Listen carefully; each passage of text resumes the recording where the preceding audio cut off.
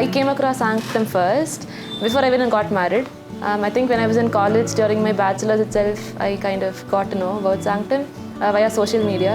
So I think Shruti, Nakul, celebrities, right? So I kind of follow her. That's how I got to know about Sanctum, and then a lot more about breastfeeding and things like that, and the way natural birthing happens. And I was like, okay, if I get married and then I have kids, I want to have it at Sanctum only. So yeah, then fast forward to I think 2021, we got married, and coincidentally we had a friend in his office. That person's wife also gave birth at Sanctum. So she was pregnant, she had come for delivery, we met, and she also got to know about Sanctum through Shruti Nakul only, and so we were like, we bonded really well.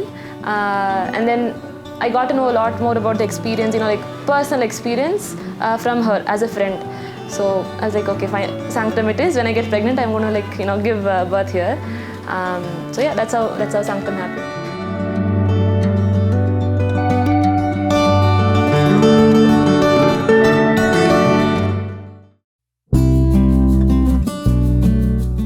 I think we were in Chennai after I think we got the news around.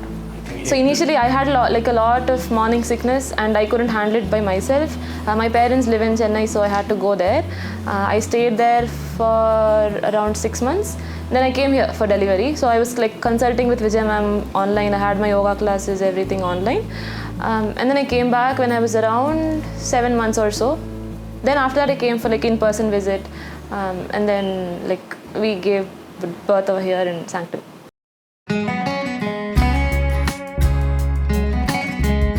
Those classes were very helpful. Yeah, they were so helpful. They were like the Bible or Bhagavad Gita that we followed. Actually, it was more helpful for them. He can speak about I think very, very helpful, because my father or my grandfather doesn't have that experience to stay with their wife and then see the experience of birth. And when we were going through Lama's class, a lot of concepts were not clear. They were okay, something is there, something is happening. But then when we went inside the room, that is where all concepts got clear. I think as a girl or as a woman, we know slightly better than men in general. So female anatomy, most of that they do not know, right? And then I think that is where it kind of helped him more. And from my perspective for him, it's emotionally, how can you support your partner? Because they shouldn't get scared and freak out in the labor room. So yeah, that was very helpful. I was telling her to breathe at every contraction and making sure that I am stable first before I tell her anything. First of all, the child was a month early actually, 4 weeks, or maybe even more than 4 weeks, and it was a sudden surprise for us. We were not prepared for it, and but then the way the sisters took care of us. Because we took the Lama's class, we were kind of prepared, but not 100%. Theoretically, we were prepared. So the terminologies, right? What is a meconium? What is mucus plug? I never knew all of these things, honestly, because I never had any friend or anybody in my circle who's actually given birth. I'm the first one to get married, first one to give birth also. So never heard people speak about any of this. So because of Lama's class, it's okay, meconium is there, this might happen, that can happen, all these terminologies we understood.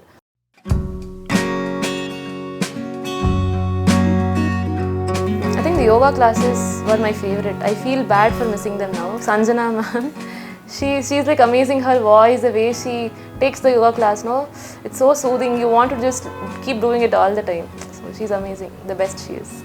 Yes, the cat-cow pose. Then birthing ball, how to use a birthing ball, all those things she told us, she explained it to us.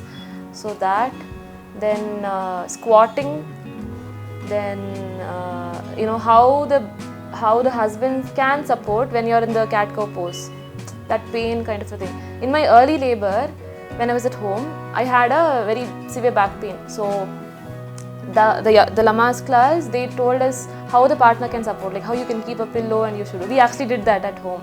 We thought it's too early, it can't be contraction, but we tried it just to relieve the pain. So yeah, I think that is one thing. And they also say, right, they suggest that we have to go for walks to make you go into active labor. We were actually going for walk. Till the day I gave birth, the previous night also I went for walk. So kind of synced with whatever they suggested us to do. I think it's pretty general doubts. Is the baby, growing healthily? Is he getting what he needs? Is he moving around well? All those things. Especially in the last week of my last week, 36 weeks. I think meconium was less, not meconium, sorry, the fluid was less or more amniotic fluid. Vijay ma'am was like, she kind of suggested very natural ways of how it can actually be increased. So she was like, there's nothing to worry, you can do all these things. I will not, she was also like very sure or very particular that she won't give overdose of any medicine. So I'll give the least possible. If it's not increasing, we'll see. That naturally she's trying to push the levels. I have heard a lot of, what do we say, like hearsays or things that go by, what's that word? Myth. So I've heard a lot of myths actually, that things can be like this, things will be like this, but here we are actually doing things very factually, evidence-based and factually. So I want to break the myth and go by what is scientific. I think that is what I got over here. As he said, like I actually planned, I thought that the baby will come only mid-November. So we were due by end of November. We thought the baby will come probably, let's say 1 or 2 weeks plus or minus, maybe mid-November. And that's what we planned for. That's how so I'm working, we both are working. I applied for maternity leave starting mid-November. I was on my vacation, okay, so I was like, I've been working all the time, let me take some time, rest, watch series and just enjoy pregnancy at least now for like a few days before the baby actually comes.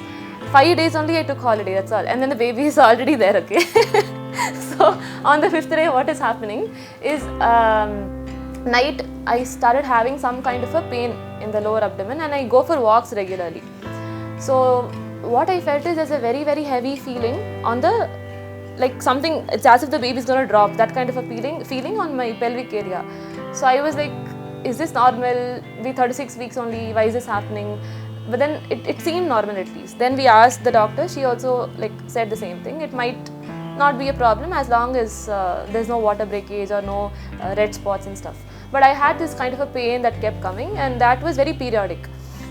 So we had this tracker, we just wanted to like see, is it really periodic or am I feeling? Because it went for the whole night. Then in the morning I called the sister, she told if the pain is increasing, please let us know. But one night I was just talking to my sister and then I turned and suddenly I could feel a gush of water from my pelvic area. I was like, okay, now we're going to have a baby. We were just 36.5 weeks old, I mean in like gestationally. And then I stood up and then it was like dripping all over and then we were not that tensed because we knew what water break is and how to handle all that. So we immediately called the center and they asked us about the color of the water and they told us initially, Lama's class itself, what we're supposed to do if water breaks. You need to like, soak the, we have to like keep the pad and see how much of water is getting collected, what is the color of the water and such and so on. So then we found out that meconium was there in the liquid and it was severe meconium, so we had to immediately rush to the hospital. You want to continue? Then after that we rushed to the hospital. Before that I vomited twice because of the pain I couldn't bear, I think. And as soon as the water broke, the contraction started like, it just shot up like anything. So I had a warm bath, but unfortunately we didn't have anything at home like sugary or nothing to eat because throughout pregnancy I tried to avoid sugar, so nothing was there. And we didn't have a diaper bag packed because we were only 36 weeks, right? So we were like running around the house like mad people. My parents were there fortunately. They live in Chennai but they came just to visit. Fortunately they were also there. Then I helped him pack. He was like, should I book the cab? Should I do this? Because I was sitting here in pain, I was telling, pack this, book the cab, track the contraction. He was like, I don't have 10 hands, I can only do so much. So then finally we somehow packed whatever we thought was like helpful and then remaining we were like, parents can take care and bring if needed. Then we got into the cab, but the water was flowing so much, the car seat and all was like completely pooled in water. Then we reached, and I think we reached at 12 o'clock, 12:30. Then after that I don't remember what happened. So I'm like, I blanked out completely.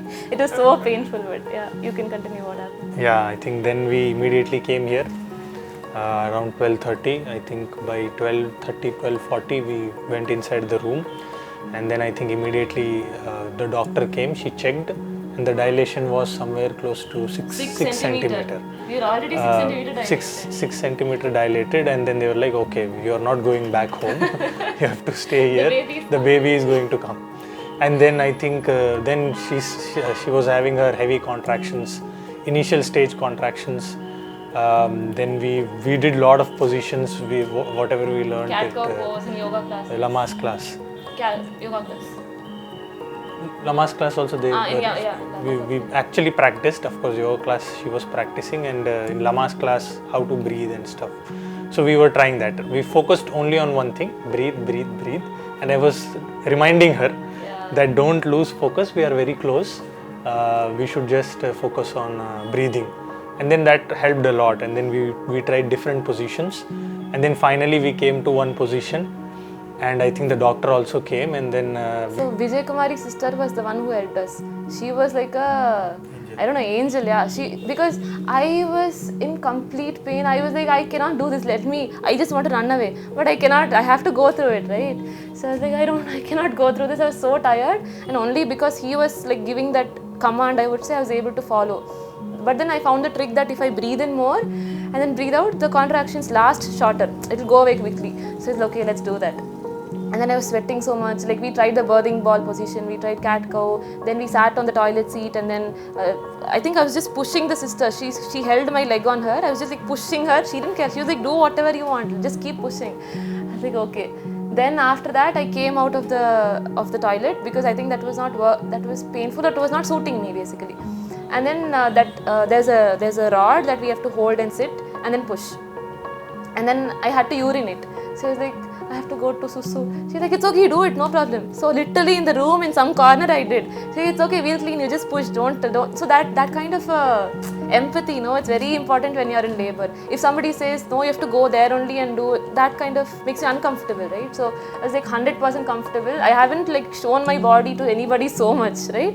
To a stranger. But these people were like so motherly and gentle. They were encouraging. That is most important. While also understanding that I'm in pain.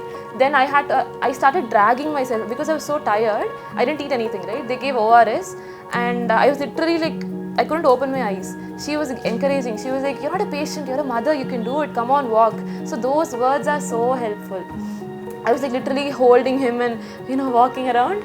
And after that, I think we went into active labor. Active labor, I think, and then I was able to see the head of the baby. So doctor was also showing it. See, the head is there. You just have to push, and it was very close. She was pushing. I think last 3 to 4 contractions were, I think, pretty horrible for her. Very painful actually. But then I think the back was paining, and I think those are normal things which happens to everybody. Since it's a first time experience, we found it. Yeah, but it was very tough for me to see her. That was I think I couldn't see her. I was like, okay, but this we have to do. And then I was just telling myself and to her that we can see the baby's head. Let's just push it. We are so close. And then we push, and then I think... And so much of meconium is coming out actually. So they were so worried about the baby that probably he swallowed a lot of meconium because the liquid so much is there, right? It's just coming out. They were changing the underlying pads, whatever those things are. And they were like, you push, the baby is going to come out, we're going to get over with it. And I think you saw how much of meconium came out, right? Yes. And then they were checking continuously the heartbeat of the baby, but he was great. He's like a hero. That was totally fine. The problem was he had that cord around his neck. So how much ever I push, if I don't push very strongly, it's like it's coming out and then going inside back again. So that was the thing, and I was like, okay, now I cannot think about myself. I have to think about the baby and get him out so that he's safe. So I was like, just push, and there were 2 people holding my leg in that position, whichever was suiting for me. I think I was pushing them with my leg. I was like holding on to somebody. I don't know. I was just like torturing everybody, but they were all so patient. So it was more like electric shock. That is how I would explain it to be. It's like somebody's holding you and giving you shock. You can't move. You have to just go through the pain. So even when the baby comes out, the vaginal opening will expand, right? So there will be a burning sensation, they say. That's why they told us to do the massages and all that. I could feel that burning actually, that opening, how it is widening. I could feel that burning. I was like, it's burning, it's paining, I can't do it. So that kind of a memory I actually have very clearly. And then I pushed the baby, and then the first thing I saw was the head. And then they pulled the baby out, and then the baby was sitting there, like, you know, he didn't cry, probably because something was there in his respiratory thing. I was staring, I was like, the baby came out, how is it possible, is it our baby?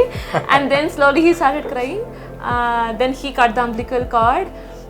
Still we couldn't believe, we were like, is this really our baby, did we do it, is it done, that kind of a feeling. And so I think after 5 minutes or so they cut the cord. Then we saw how the placenta looks like. Then we had the skin to skin with the baby. He was the first one to have skin to skin with the baby actually. Yes, I think I got the ribbon cutting ceremony. I had to cut the placenta, and then after that immediately I think the doctor was just checking because he had a lot of meconium. So they had to check, is everything fine? And it was normal, no breathing issues. And then the moment she gave it to me, I took it, and the surprising... They were suturing me, I think, that's why. Yeah. And then surprisingly, I mean, it was, I should say, I was speaking to him and he's looking at me. His eyes were on my eyes. I mean, usually, when newborns usually don't do like that, they'll be looking somewhere else. So I was like, okay, maybe I was speaking to him inside when he was inside, so he's able to recognize me. And then I think immediately after that, I first did skin to skin. And that was a great experience. I was the effect of that, I feel I can see it even today, because when I give the baby to him, he tends to be more calm. So it's nice actually. Yeah.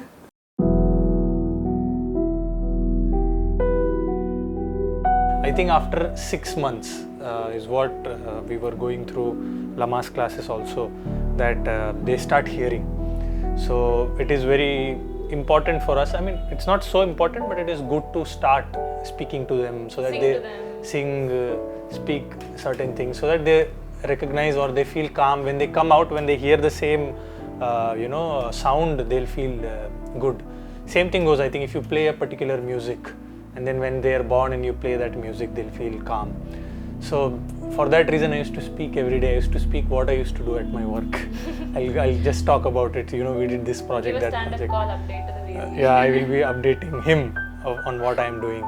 And I used to, and sometimes we used to respond when he was inside.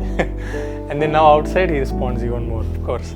Whenever I speak to him, we'll speak some complicated physics, maths. I'll be explaining him. I hope it helps when he grows. So that was a great experience. I think birth was an amazing experience. And then after we gave birth also, the way the sisters took care of us, it was like, basically we were joking that it's like living in a 5-star hotel with all services, just that we're going back with a third baby. So the way they took care of us is like so sweet, really. They were very, very sweet, very helpful. They came on time, they gave food, they gave medicines, and then nice it is, like very sweet of them. Breastfeeding, we have Ramaditi, so she was a Lama's instructor. So she's like, helping a lot with the latching and then milk supply and all of those things also. So she's like available on WhatsApp, whenever I have any questions, I can reach out to her. She's also very sweet, very helpful. I think initially when we were talking about this, I think this is not even to my parents. It's not something which they are aware of, or it's not the conventional way where you have to go to a hospital, you have a chair, you have a bed where you have to give birth. So initially a lot of questions were there, but I think we were pretty much clear on what we have to do, and every single day we were explaining them if they had doubts. Okay, what about this, what about that? So of course the Lama's classes were there. Sometimes we'll make them listen to that, and then they will also come and see. So I think slowly they got that confidence, and of course after the birth they are also very happy, and and then they are also saying that this is a new experience. We never had such informative. I mean, mostly a lot of. They're actually proud of us. Yeah, that we were we took the right step for And they also recommended to their relatives that Yamini and Vamsi have gone to this place, you people also should go, it's very nice. So they are like very happy with the way, especially the meconium part, because it's pretty critical, right? It can cause a lot of damage. But he did a good job, and the doctors also did a good job of taking him out when needed and doing the right things. So yeah, I think, and my parents actually they wanted me to give birth in Chennai so that they can take care of me there. No, that is comfortable for them. But I was very particular. I explained. So yeah, I like went through a lot of videos of why natural birthing, why not other things, and all of those factual based evidences, and then I explained. And my mom also had like some bad experiences when I was born and my sister was born and all of those things. So she could relate to what I'm saying, and she was like, yeah, if you feel it's the right thing, you do it. So I got support from my parents.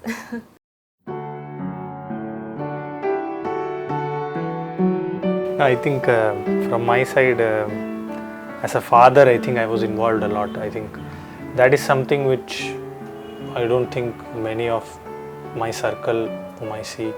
I mean, there are my friends for whom, the ultrasound, during ultrasound time also they'll not allow the father. So that was very weird here, because I was coming here every day. So I think in that way, I'm very blessed and fortunate for this opportunity. Actually, when the father is involved from the beginning, right, when they see the labor, the way they respond and the way they behave post-labor in understanding the mother or the baby is so much more connected. Like they know what we have gone through, so they'll be more concerned, more empathetic actually. I think it's a miracle baby. That's what we would like to say. Because all of this, first of all he came in early, and he had meconium, but still he's like perfectly, no issues, everything. He's fine. He's totally fine. So.